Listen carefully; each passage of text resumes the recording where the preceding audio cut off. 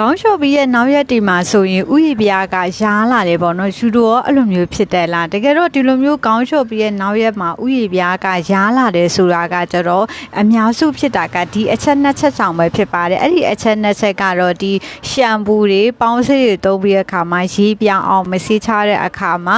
ဒီလိုမျိုးဥယျာဉ်ပြားရရနာတွေကိုဖြစ်တတ်ပါတယ်နောက်တစ်ခုကကျတော့ရှမ်ပူသုံးနေကြရှမ်ပူကိုမှရှမ်ပူအသစ်ပြောင်းသုံးလိုက်တဲ့အခါမှာလည်းဒီဥယျာဉ်ပြားရရနာလိုမျိုးဖြစ်တတ်ပါတယ်တခုကကျတော့ကိုက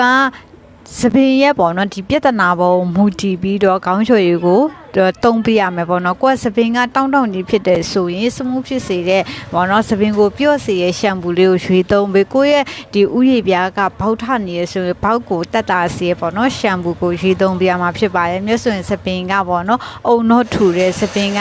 ခတ်တောင်းတောင်းဖြစ်တဲ့အတွက်ကြောင့်မို့လို့စမှုပါဝင်တဲ့ပေါ့နော်ဒီလိုမျိုးရှမ်ပူလေးတွေကိုရွေးသုံးပါတယ်လူမျိုးရှမ်ပူကိုရွေးသုံးပေးခြင်းအဖြစ်စပင်ကကိုယ့်ရဲ့စပင်ကပျော့ပြောင်းလာတာကိုတွေ့ရမှာဖြစ်ပါတယ်ဒီအတွက်ကြောင့်မို့လို့စပင်ပြဿနာနဲ့ပတ်သက်ပြီးလို့ပေါ့နော်ဒီဥယျာဉ်ပြဿနာနဲ့ပတ်သက်ပြီးလို့ကြုံတွေ့နေရတဲ့ဆိုရင်အခုမြတ်ပြောပြထားတဲ့အရာလေးကိုလိုက်လို့ကြည့်နော်အားလုံးပဲအဆင်ပြေနိုင်ကြပါစေဘိုင်ဘိုင်